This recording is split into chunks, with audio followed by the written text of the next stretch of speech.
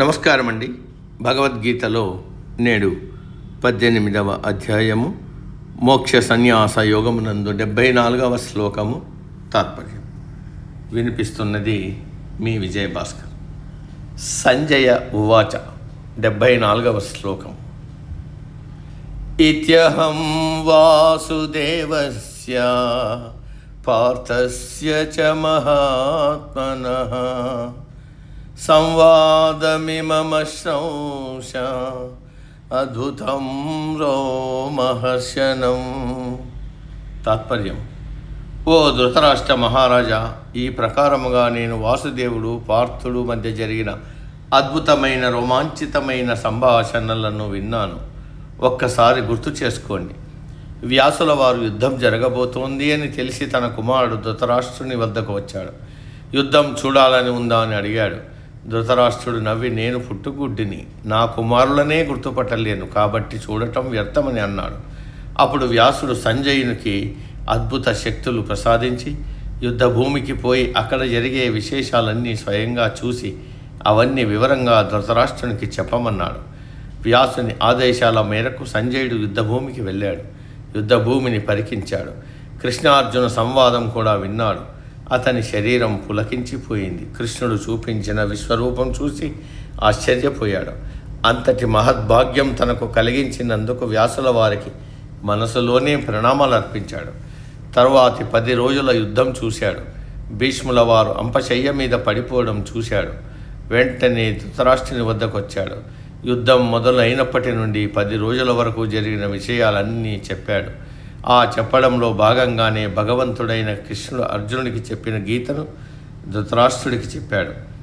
ఈ విధంగా మొట్టమొదట కృష్ణుని ముఖత గీతను అర్జునుడు, ఆయనతో పాటు సంజయుడు ఇద్దరు విన్నారు. కాకపోతే అర్జునుడు అప్పుడప్పుడు ప్రశ్నలు వేశాడు. సంజయుడు శ్రోతగానే మిగిలిపోయాడు.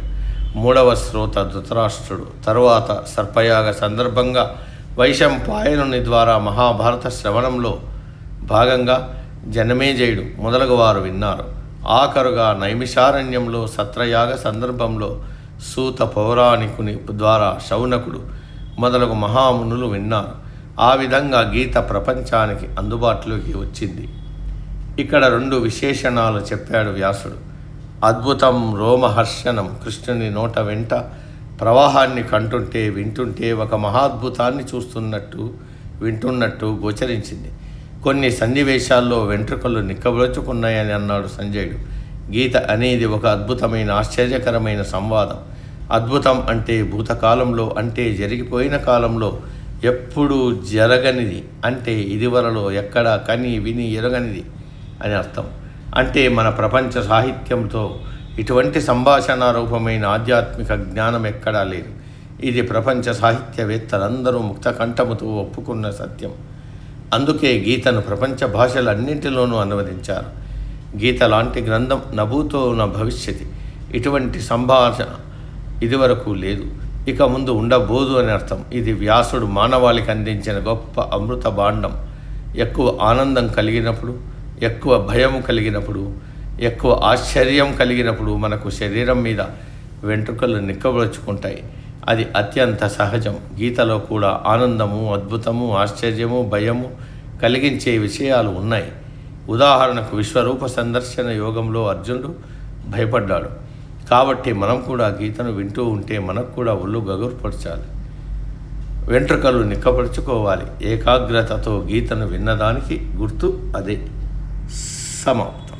తదుపరి శ్లోకం రేపటి రోజు. సర్వే జన సుఖినో భవంతు. అందరూ బాగుండాలి, అందులో మనం ఉండాలి.